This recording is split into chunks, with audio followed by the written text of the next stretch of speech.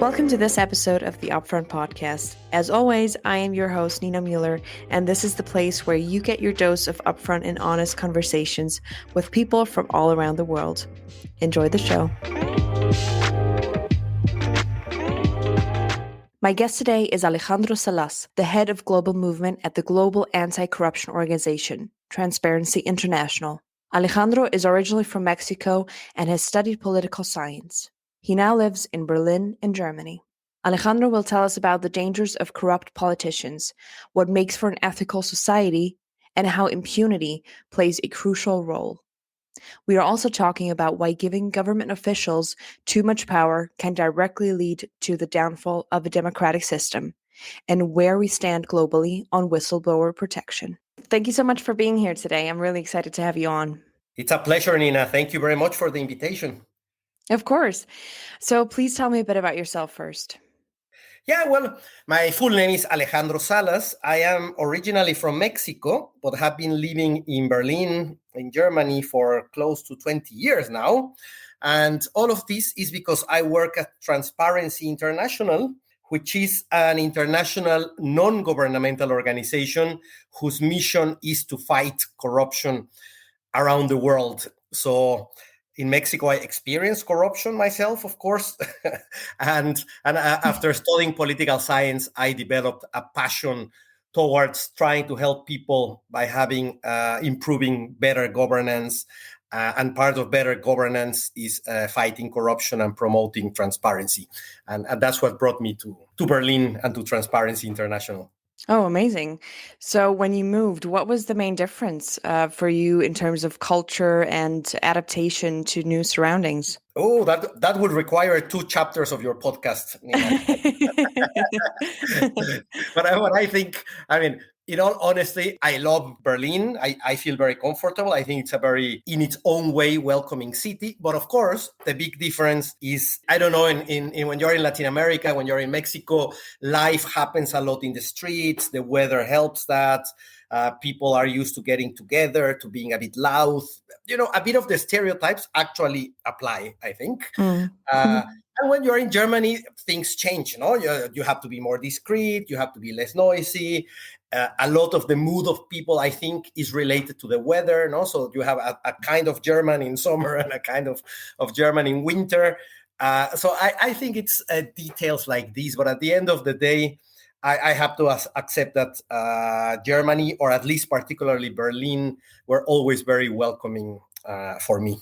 Well, that's good to hear. What do you notice in terms of difference? Speaking of like societal political discussions, does that happen as much in Berlin or vice versa in Mexico? Yeah, I think the interest in what is happening in the public sphere is the same. Mm-hmm. Of course, the problems and the focus is quite different. If you think about, especially developing countries or the global south, you will find that problems have to do more probably with insecurity about the future. Many things like, the safety in the streets, what's going to happen with a change of government, economy. I think the changes that people experience in those countries are more radical. So your life is a little bit more in the mood of thinking about uncertainty and about an uncertain future. For me, at least this is the way I experience it. When I'm in Germany, I'm not so concerned with big changes. I'm not concerned that suddenly my bank is going to close and I'm going to lose all my savings, or that the money is going to change its value in 50% from one day to another.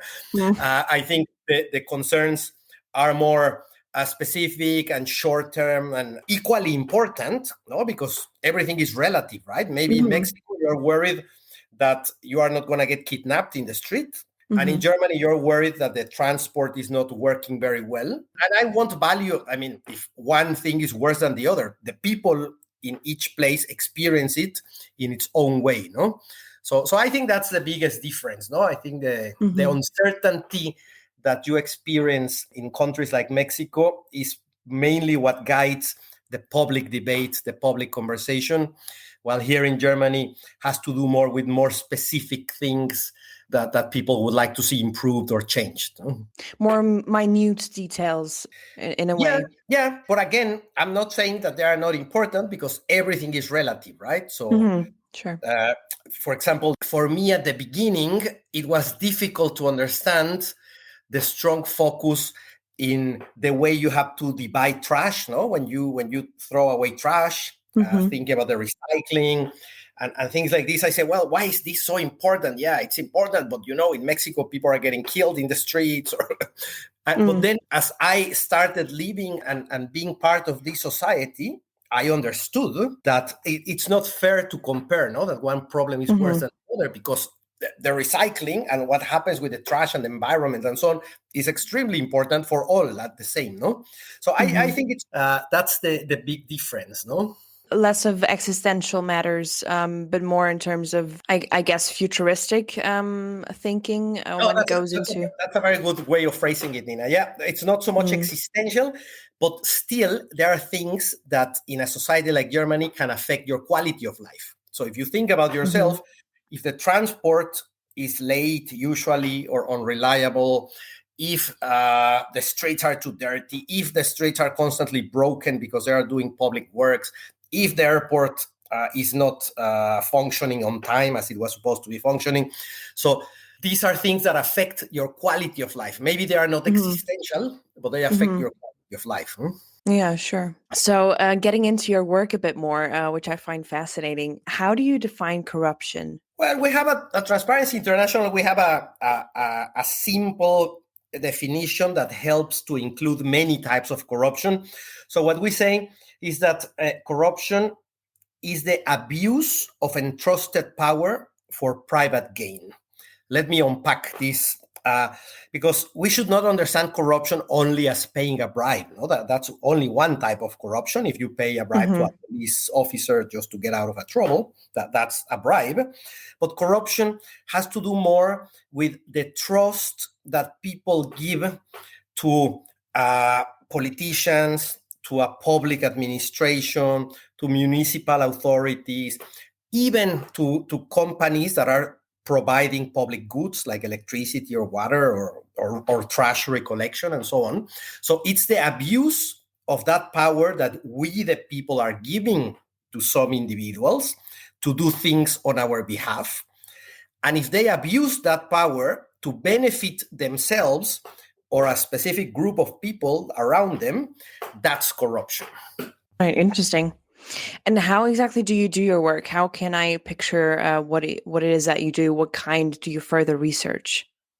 Yeah, well, that's a very good question because there are many ways to go about it. Unfortunately, there is no single, as they say, magic bullet or silver bullet to fix the problem. It's a combination of factors. So in order to be very schematic, first of all, we need to be aware of what is corruption. Because believe it or not, many times people are not so aware. No, I mean, in many societies, it's common that you give a little present to the public servant that is meant to provide you a service, or you give something to someone to allow you to go faster in the line instead of waiting. And many times people don't understand that this is corruption. No, you're actually doing something that you're not supposed to be doing to gain access. Or somebody's asking from you something in exchange of providing you a service that you are entitled to get. It starts from awareness raising. People should know what are their rights and when they are doing something that they should not be doing. So it's awareness raising. The second one is prevention. Any society, doesn't matter if it's Denmark, if it's Japan, if it's Tanzania, if it's Chile or whatever, there would be individuals that want to abuse their positions of power to get something out of it. So you need to have the mechanisms to make it as difficult as possible for these individuals to abuse their power. That means, for example, that decisions are made public. No, like, okay, why are you deciding to grant this contract to this company and not to this company? So if you disclose what is the criteria, how many points each of the bidders got to get a contract and so on, then you have transparency. It's more difficult for an individual to abuse his or her position to get a benefit. No, so it's about putting mechanisms in place to make it hard. So this means like public accountability in a way. Exactly. And there were, many years ago when the whole issue of looking at corruption and fighting corruption started, there were some very simple experiments, no? Like, for example, there was this famous one, I think, done by the World Bank, no? But the idea was that you are in a parking lot, and you found some money in the floor, and you were 100% sure that there were no cameras looking, a lot of people would tend to keep the money. But the moment these individuals had a reasonable suspicion that there were cameras, then people will return the money to somebody in the office of that parking lot. This is what I want to say. The moment you have a mechanism that disencourages you from abusing, that's the prevention I'm talking about. And it has to do a lot with the involvement of journalists, of civil society, and of citizens in keeping an eye on what their politicians and government officials are doing. No? Then you have the strengthening of institutions. This is a little bit more abstract, but equally important. When you have an authoritarian regime, say you're talking about a regime, I don't know, like Azerbaijan or Belarus or Venezuela, or, where the power of the president or etc. dominates over any other institution in the public sphere, then corruption is more likely to happen because nobody will say anything against it. No, actually, more people will play the game and also benefit themselves. No, but the moment you have a country where you have I won't be shy about this, but if you look at the U.S. during the times of Donald Trump, you had a quite abusive president benefiting or trying to benefit himself, his friends, and so on. But there you have some institutions that, even though it was the president of the United States, which is quite a powerful individual, there were institutions that were able to put the brakes, no, and start investigations and question and so on, because they had this degree of freedom and capacity to act. No? I'm not saying that everything is perfect and everything worked fine, but I think it's a good example where you have an individual that has a powerful position, but that is controlled by the institutions, and it's actually still being under investigation, right? Having that institutional framework is very important. And that's why countries that are undergoing war or conflict, or that for historical regions have very fragile institutions, are the ones that tend to have more corruption, no? Like Somalia, Haiti, and countries like these that have been, or Syria and Afghanistan and so on, where the institutions, for example, the prosecutors or the justice authorities or the parliaments and these ones that work in democratic countries to control the presidents or the prime ministers and so on, don't have the power to do so. No? In terms of this equation of awareness raising, prevention, strong institution, then there's the punishment as well. No, you need a system where if actually somebody commits corruption, that person will be punished and the money will be returned. That would be the last approach. And for any of these four types of ways of addressing corruption, you need a lot of things. You need to do research, because you need to have a strong base to propose changes in a system, no? Because usually organizations like mine, what we're trying to do is to advocate and to convince individuals in governments, in corporations, in politics, in international institutions to improve the existing situation by having better laws, better systems, by allowing civil society, by allowing journalists and others to look at what they are doing. No?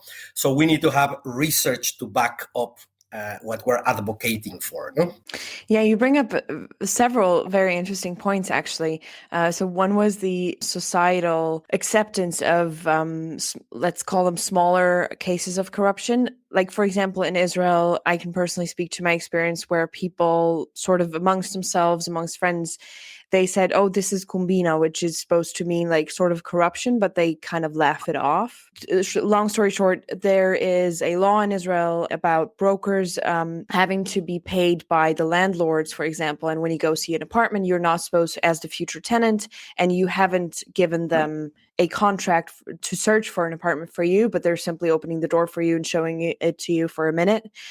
You're not actually supposed to pay that broker, but because there's no enforcement of that law, this is still what happens. Yeah, that's a very good example. And it's an accepted practice, I suppose. It's like it's the normal thing, right? Yeah, and people don't see it. I mean, I'm going to get personal here, and I have no problem in doing that. It's a personal anecdote, and it's one of the things that actually drew my attention into working in this field, is that my father, he is a lawyer. He's retired now, but he worked all his life in the insurance sector. And he was an adjuster, which is basically the guy that starts an investigation to see if the person claiming money after, I don't know, there has been a fire or a flood or something, if the money they are claiming is fair or not, so the insurance company will pay that person. Right. So in Mexico, it's known to be quite dirty. No, because there's all sorts of arrangements like, oh, you inflate the price of things and I'll give you a percentage and so on. So my father built a very small company based on his integrity and on being the clean one in the business. He never became very rich. He never became very famous. He had a few clients only and so on. Good enough. But his name was built around that. And everybody knew that he was the guy you could not bribe and corrupt. But the funny thing, and that's why I bring this story, is that for my 14th birthday, my birthday present was a driver's license, which you cannot get legally. I think you can get a special permit when you are 16 and you have to do an exam. I think I didn't even do an exam. And I got a driver's permit at 14. So my father didn't see as a problem that kind of little bribery. And I saw him a couple of times bribing police officers. And, the little thing, I saw him. For me, it was normal. It was a thing he did. But it's this contradiction, no? Like, he built his professional life in being the clean guy in the sector, but in the small day-to-day life, paying bribes, and that was probably seen like for him was like giving a tip or a way of saying thank you or a way of avoiding bureaucratic hassles. I don't know.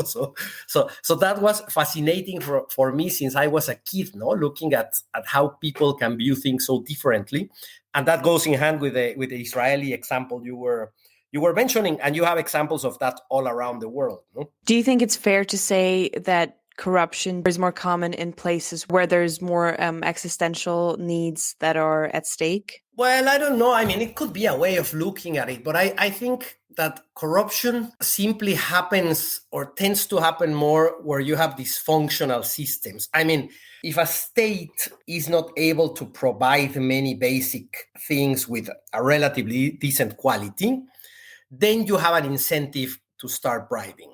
So if I live here in Germany and I'm part of the social system, I get relatively good access to health services. I never have problems with many, in general, things. No? So I don't have an incentive to pay a bribe, and it's not common to pay bribes. But if you're living in a country like Mexico, where the public health service, if I go there, I will probably have to wait 5 months to get an appointment for something, or the quality of the doctor would be very questionable, or there are no medicines or whatever, then you have an incentive to pay. I think when you have broken systems or a lack of a state providing the minimum needed things, there's a big incentive for ordinary people to pay bribes. No, I would make a difference, and that's why I highlight ordinary people, just regular citizens like you and me. But of course, if you are a politician, if you are part of a mafia, or if you are part of an interest group where you actively go into government to extract money, that's a different thing, no? Because that can happen in northern countries, in southern countries, and regardless of how existential the problems in the country are, you will have people that actually focus in getting advantages out of a system. You actually brought up an interesting other point. One was almost of a philosophical nature. So when a person is aware that there is a camera, the chances of the person doing the morally correct thing, so to speak, is higher. Do you think this is kind of a good guideline for people to not become corrupt when they actually know that if anybody's watching, it's still good what they're doing? Oh, well, no, I mean, ideally, it doesn't matter if you believe they are looking at you or not. That basically it's not so much if they're looking at you, but if the chances of getting caught doing something wrong are very low, you have an incentive to be corrupt. But it should not be like that. Actually, in the ideal world, it should be more a matter of principles, a matter of education, and a matter of ethics. No? I mean, if I find in the street something that doesn't belong to me, either I just leave it there in peace if I don't want to deal with it, or if not, I will pick it up and take it to the adequate place. I have to say, I was very impressed here in Germany because I lost my wallet once in the street, and the person that found it called me to say, I have your wallet. And when I pick it up, all the money, everything was there. And I have heard this story more than once, no, from other people. And that talks very well about the person because, I mean, they can keep the money. They don't have to call you back. They can just leave the wallet lying there. I mean, and I think that's a very good thing. And that's the way it should be with corruption as well. No? I mean, you should not do it thinking, will I get caught or will I not get caught? It should be a matter of principle. And that's why countries that have very weak justice systems and high degrees of impunity. Impunity is the chances of getting away with doing something wrong. Like Mexico or Guatemala that I know better, the chances of going to jail because you do something wrong are like 1%. So if you can make $1-2 million in your pocket and the chances of going to jail are so small, it's worth the risk, right? But it shouldn't be like that, no? It should be a matter of principle in the ideal world. Yeah, they have flower fields in Switzerland, for example, where there is actually a little can of coins and money, like bills in it, where if you want to pick some flowers, you'll just leave whatever amount it says. And there's actually money there every day. And I was really astonished to see that it works. People actually, with a good conscience, it never gets robbed. The money never gets taken out. At least I haven't heard of that. So that's really interesting. Yeah. That's true, no? And well, it's not exactly the same example, of course, but I for example, I'm very surprised with the metro, the subway system here in Berlin, where you can actually go into the train without punching a ticket, without going through a machine or anything. You just go into it. In principle, it relies on trust, right? And there's a trust that if you're using the system, you have a ticket. Of course, there are inspectors that will once in a while pop up and come and check. It happens. But in principle, it's not a hard kind of enforcement, no? Like in other systems in Paris or in London where you need to go through a machine and so on. No? I like that, but unfortunately, societies don't always work like that. And the more chances you have of making a lot of money for yourself without getting discovered, the more likely you are to abuse the system. Sadly, yes.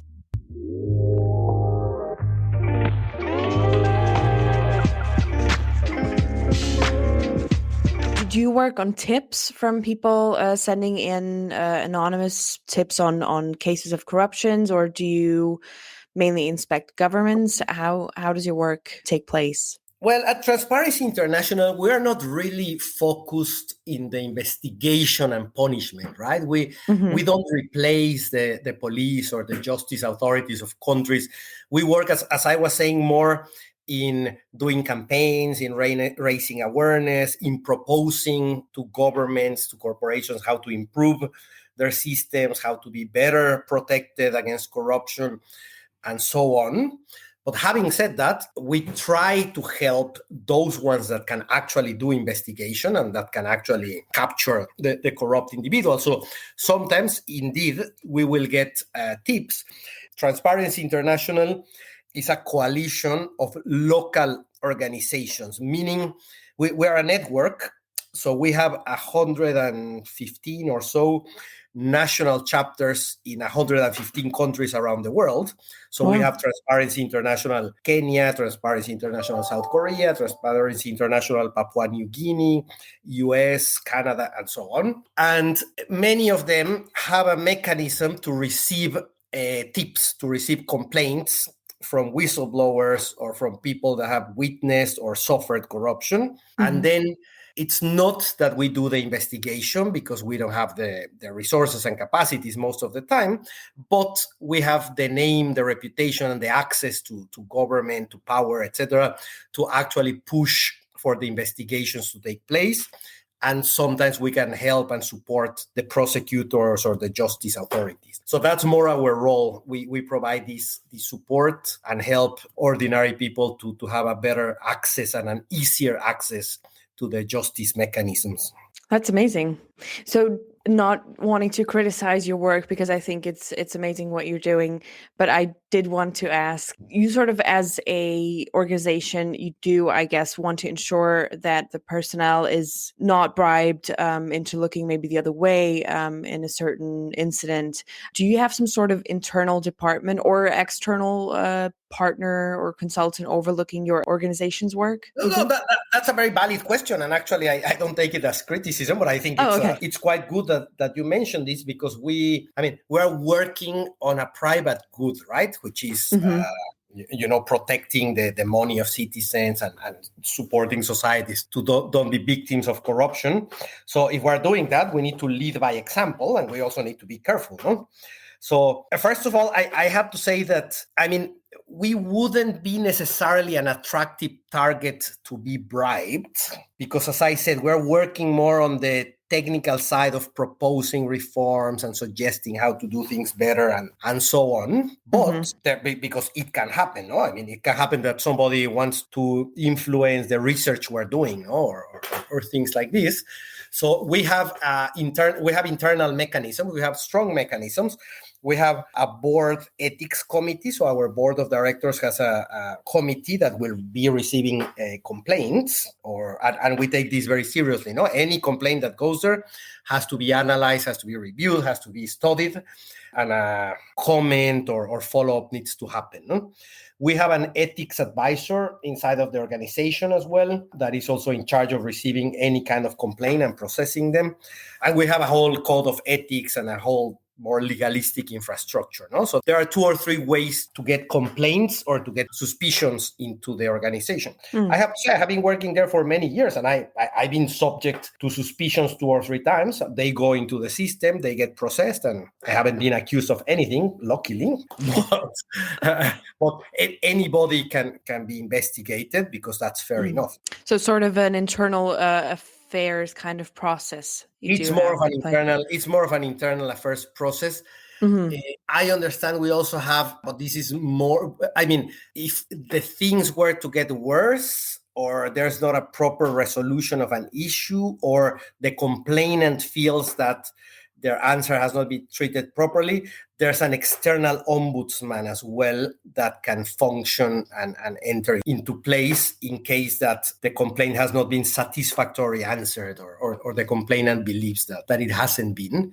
Then there's this external ombudsperson. Oh, so your organization really is leading by example then. That's great. Yeah, as everything we can improve, of course. No? I'm not saying that everything is completely airtight, but definitely. No, and it's very challenging because, as I said, we have 115 national chapters, and all of them are relatively autonomous. So they also need to have their own mechanisms. And then it starts getting more complex, because some of them are strong, solid, well-resourced organizations, and others are not so much.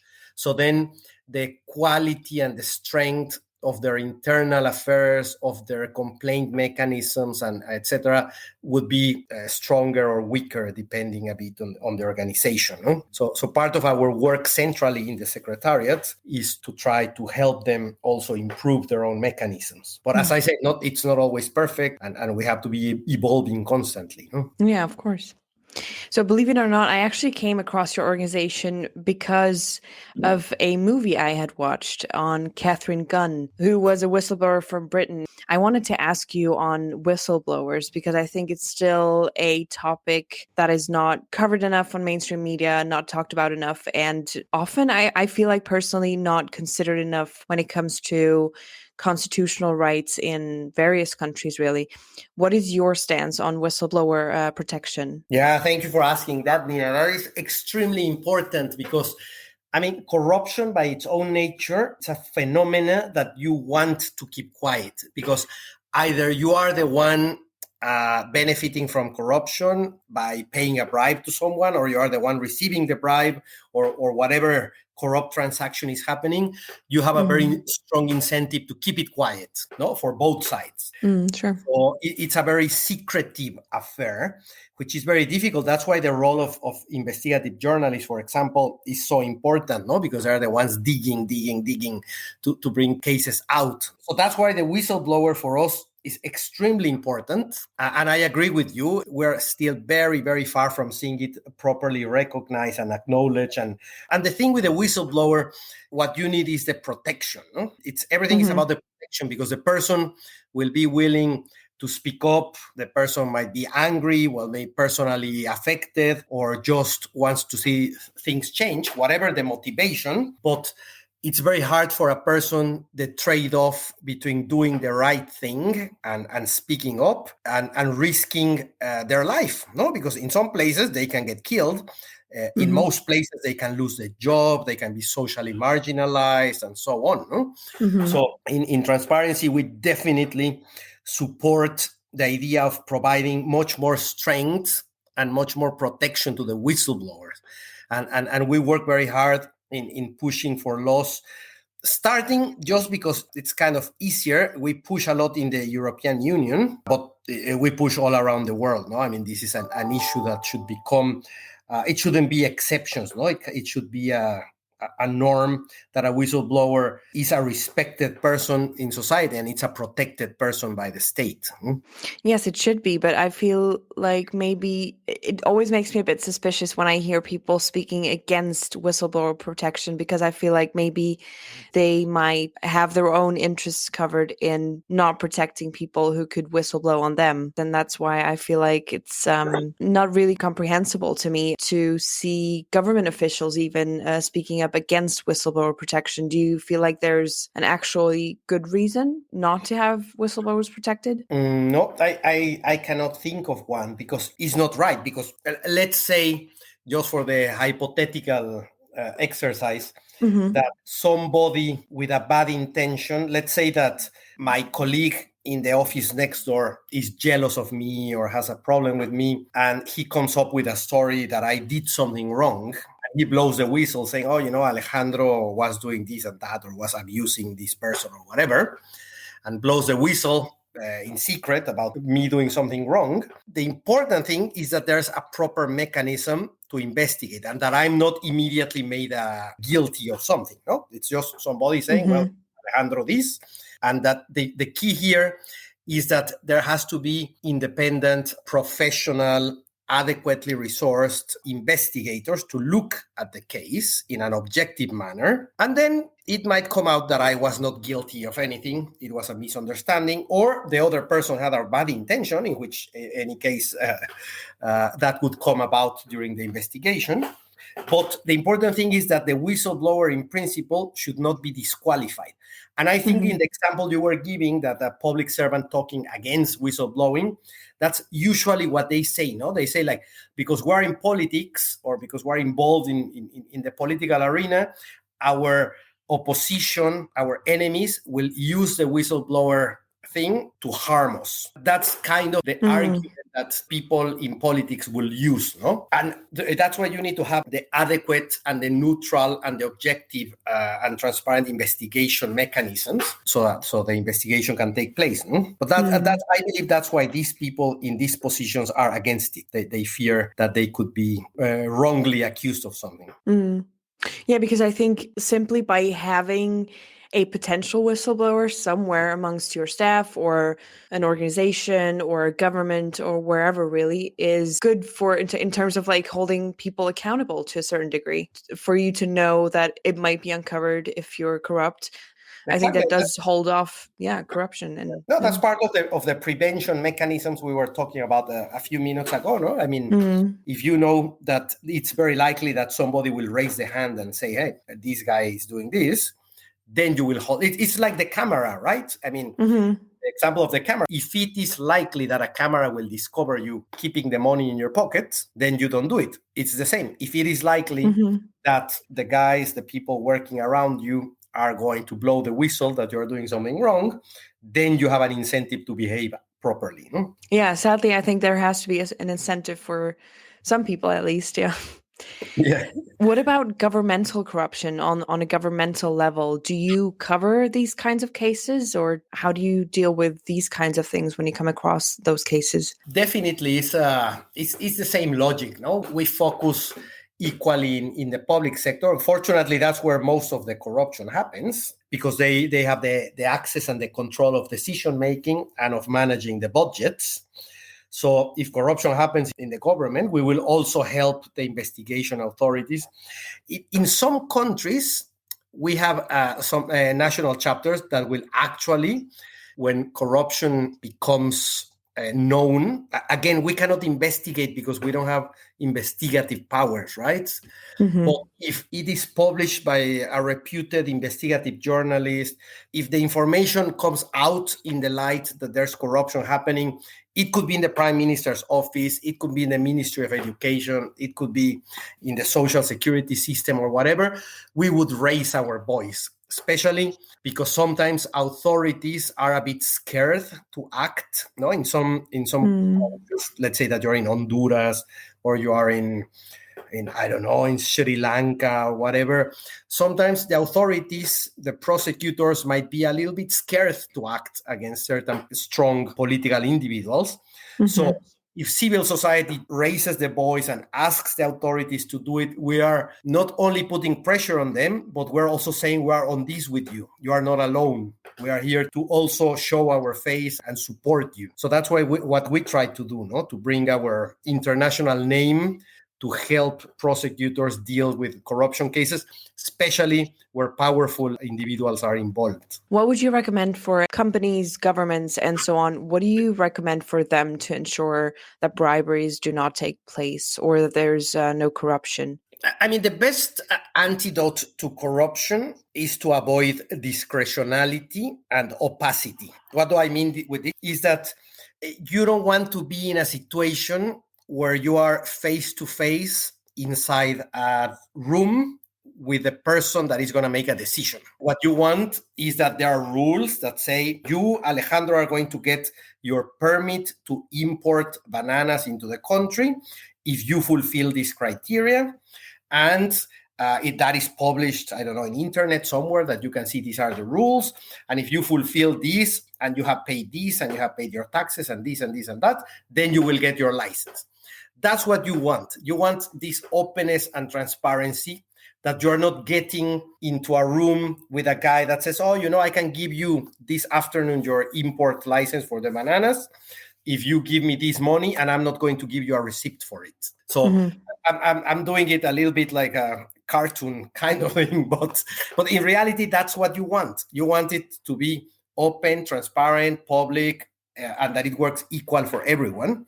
And you want to avoid a situation where it is tailor-made for you in private, because that's where the corruption happens, no? So when you receive a tip, what do you do? Do you forward these to law enforcement? We will have a basic, let's call it due diligence, no? In looking at the case initially. In some of our national chapters around the world, we will have a team of lawyers that will look at the case first. Because many times it's not about corruption. I mean, we're talking about all cases. Sometimes we have received complaints about the husband being abusive to the wife or, these kind of things. So it's not that it's not important, but we will tell this person, this is not an issue of corruption. You can go to the ombudsman office and do this and do that, but it's not corruption. And we will try to help that person go in the right direction. So we will first try to see if it's corruption. If our initial assessment is that it is corruption, then we will try to channel the complaint into the adequate direction. It can be, in some cases, depending on our capacity in each country, because it's different everywhere. But sometimes we will be able to be together with the person throughout the process. Because many times you have people that don't know the legal systems, that don't know how to write a proper letter or how to file a complaint. So sometimes if we have the capacity, we will help the person to file a complaint, to write an adequate letter with the legal language and so on.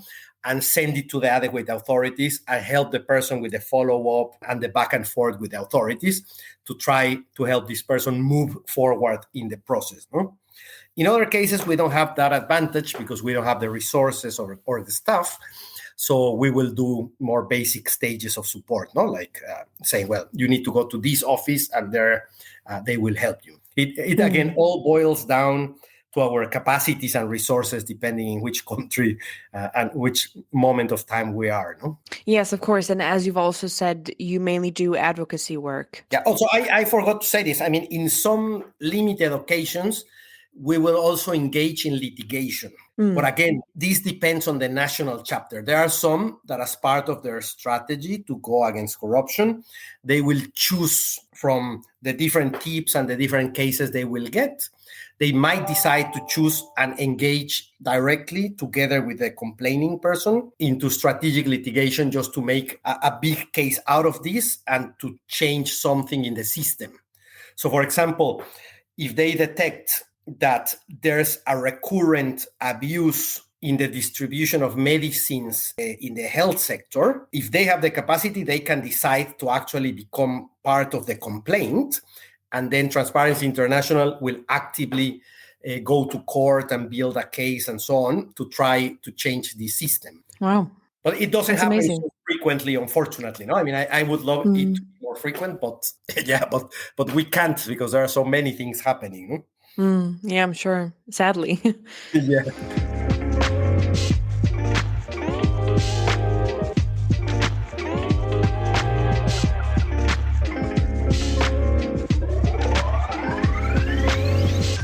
Can I ask you on a topic that is quite at the forefront of local news here? So the Prime Minister of Israel is now Netanyahu again, and he has been allegedly accused of accepting bribes. And now the parliament is trying to change the legal power the Supreme Court holds. So Supreme Court rulings could be overturned by the parliament. This would directly hinder any anti-corruption proceedings or anything of that sort. What is your stance on this kind of behavior in a parliament government? Well, I have to say that it's a terrible idea. I mean, I fully agree with the assessment. No, and we were talking about this before. No, one of the ways of stopping corruption is by having a solid institutional framework where you have checks and balances. The moment that the executive can overrule the Supreme Court, then you have a problem because you are losing one of the main checks and balances that you have in any well-working democratic system. This is an awful idea. And we're completely against this kind of abuse, be it Israel or be it other country, because that's what happens in more autocratic regimes, right? You have all-powerful institution that is over the other ones and has less controls. And this will be very bad, no? And especially in the case of Israel, where the now, again, prime minister has been accused of corruption and has undergone many scandals and so on. No, I don't think it's justified in any way. No? Yeah, absolutely. I completely agree.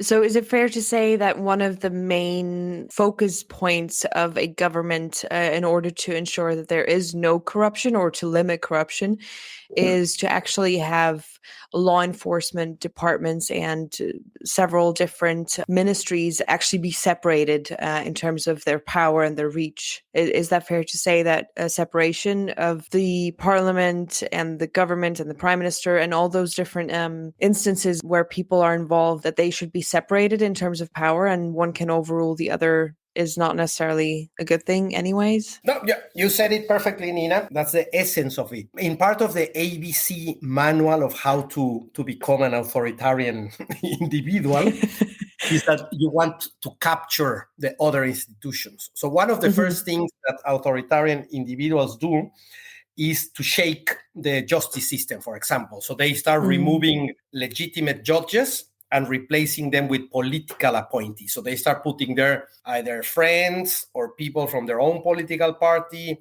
or that come from their own province or whatever. They start populating the institutions with people that will be loyal to the strong guy and not to the institution and the country. And that's the ABC of how to destroy a well-functioning democratic system. Because that's the essence of democracy. Democracy is not only about having elections and being able to vote and have somebody that you elected, but it's also about citizens participating in democratic life, by being able to understand why decisions were taken, how the money is being used, and so on. And it's about institutions that can check on each other. So a working system will have a parliament that can be stronger than the president or the prime minister. You can have a justice system or a Supreme Court, as you mentioned in the example before, that has the final word in controversial decisions. You have audit institutions, you have ombuds persons, and you have controllers, you have prosecutors, and so on, that are not political and they don't belong to parties, but that they are technical people that are doing their jobs no matter what. No? And it's one of the most difficult things to achieve. And again, if you want to be a good authoritarian leader, that's the first thing you do. You destroy those ones that can actually raise the voice against you. Actually, speaking of which, can we quickly touch on lobbyism? Yeah. What is your stance on, I personally believe that there's a very thin line between lobbyism and corruption, to be honest. For me personally, I'm not sure whether that is correct, but that is usually how I've experienced political debates, especially. What do you think is the difference between sort of being in bed together, working for the same cause, and lobbyism that is legally acceptable? Yeah, that's very interesting, because even some people argue that lobby is legal corruption.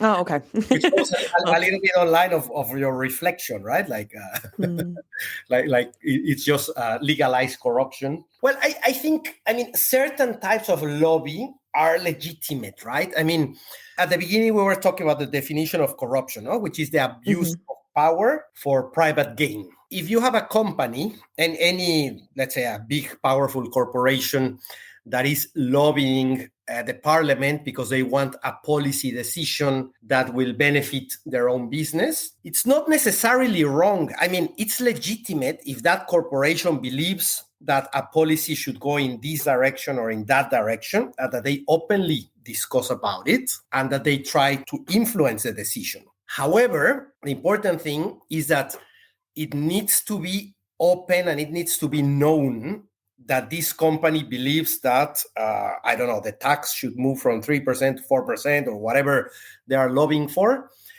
It should be known what the position is. It should be known who they are talking with, and so on. The thing is that many times lobbying is done in secret, or there's a lot of presence involved, no? Like, I will invite you and your family for 2 weeks in the Bahamas to a luxury resort, and that's where that's where it gets completely illegal, no? And that's why it's also important to know what is the position of a political party and the individual politicians, because if I vote for you, Nina, to become my congresswoman, thank you. I would know what are your what's your ideological stance. No, I would know Nina thinks this about family benefits, about the social security, about abortion, about this and that. And then I can hold you accountable if suddenly a big corporation comes, Pfizer comes and convinces you to do something against your own principles. Then I can hold you accountable. It's like, why? What was that change of mind? What did you get in response, right? So I would argue, and I think this is also our institutional position, is that, lobby per se is not a negative thing. It's understandable that a group or a corporation has an interest and has an ideology and they want something to go in certain direction.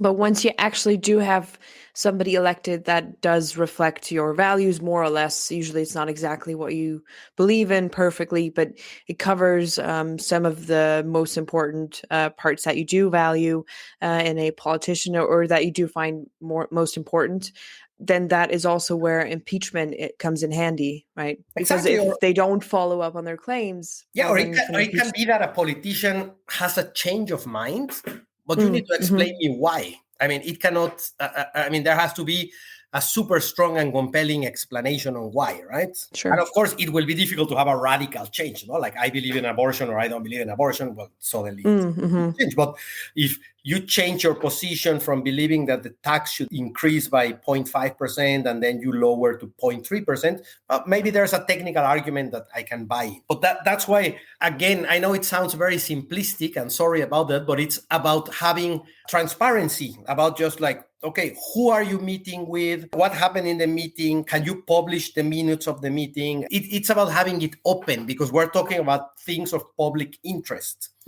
So it all boils down to that transparency, no? Now, just to name an example, but NGOs that work in, for example, African countries are sometimes under suspicion of using bribery and investing donations into expensive marketing campaigns and other things that are not necessarily crucial to the cause. Is there a sort of global organization that monitors NGOs and other organizations that do similar work? Is there such an institution people can turn to? No, not really. I mean, this would be more dependent on the local authorities, right? The thing is, NGOs can also be captured by dark interests, right? I mean, in some countries, authoritarian regimes or murky politicians and so on create also NGOs. Don't think that by being an NGO, you are suddenly a saint. There are some that are used for laundering money and so on, right? Oh, okay. Yeah. But the thing is, I mean, a legitimate NGO relies on donations either by the public or development cooperation, no? by usually G20 countries or rich countries, or private foundations or rich individuals and so on. So these will be the ones that keep them in check. If you're a rich individual and you donate $2 million to X NGO and they are spending their money in useless things, then you will cut the money. That's the best mechanism, no? The people providing the funding. And then, of course, if there is suspicion of other things, I mean, some well-reputed and well-intended NGOs had gotten in trouble because some of their officials have either received a bribe or abused their position. I mean, it happens, especially the bigger you are, the more likely you can have somebody in your staff getting into trouble. And then it all depends more in the local authorities, no? But of course, the reputational damage, the reputation for a legitimate NGO is very important because the moment you're in the news for something wrong, then your donors will raise suspicions and your credibility. I mean, for Transparency International, for example, as we're working in promoting good governance and in telling the world what's a better way to do governance and so on, if we fail ourselves to do something right, we are harming ourselves. So we always need to lead by example. So the moment in your example, no, if somebody did a quick analysis and discovered that we are wasting many millions in doing some marketing thing that is not conducive to anything, and that gets out in the news or it becomes public, then that will be our punishment. No? Maybe it's not an illegal thing,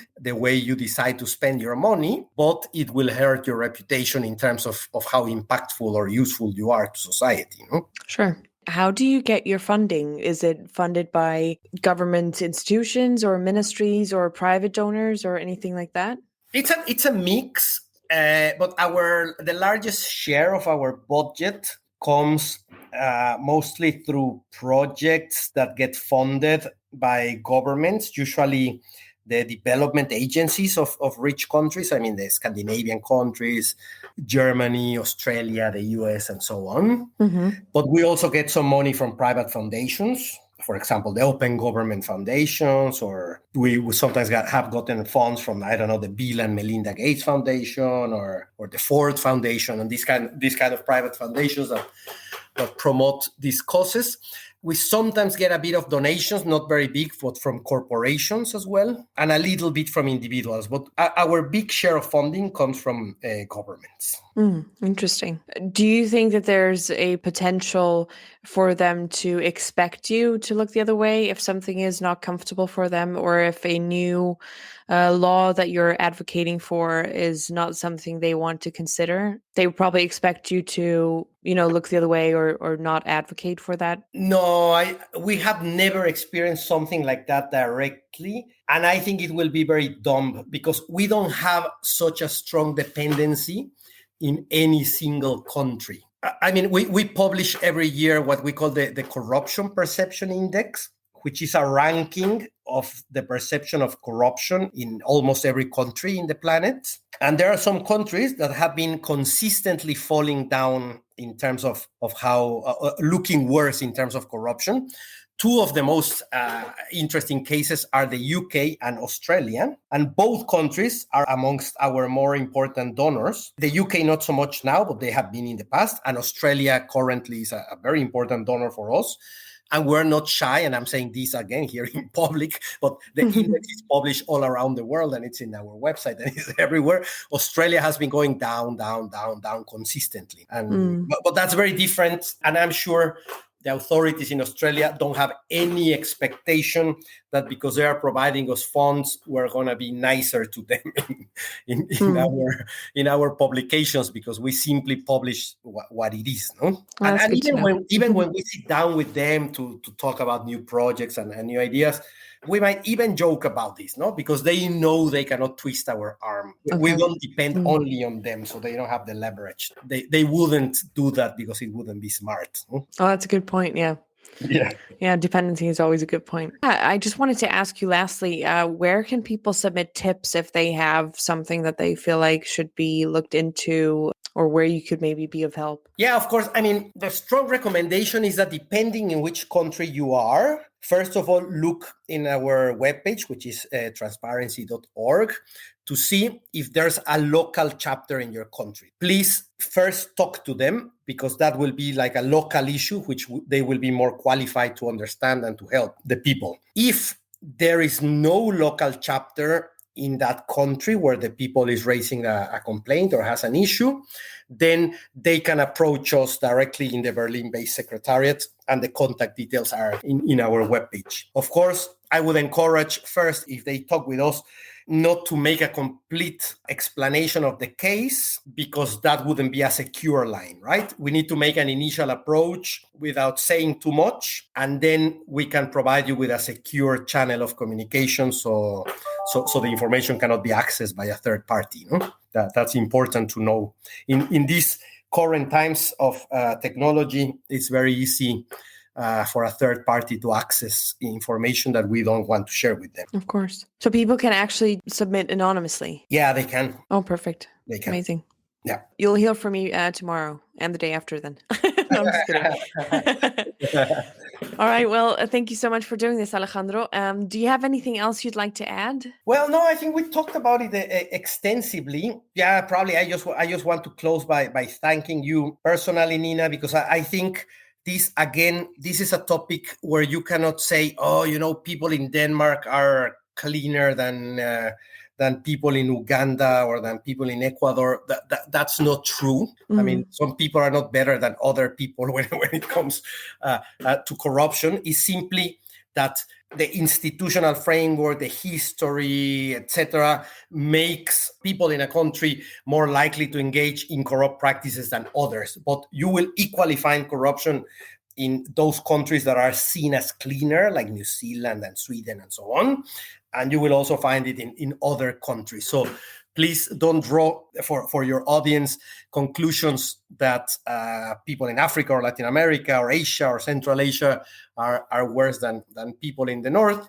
It's just that people in the South should aspire to learn some of the good practices and good things that some countries on the North, not all of them, have managed to improve through history. No, I think that's a right way of seeing it, rather than believing that some society is more corrupt than other society. It's not. No? I think that's a little bit my last call for your audience to take that into account. Yeah, I think corruption happens wherever there's people, really. Yeah, that's right.